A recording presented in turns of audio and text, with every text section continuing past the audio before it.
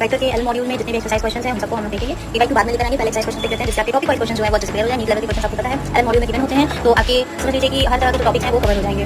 Okay, let's start. Question में बोल रहा है कि the following statement is false.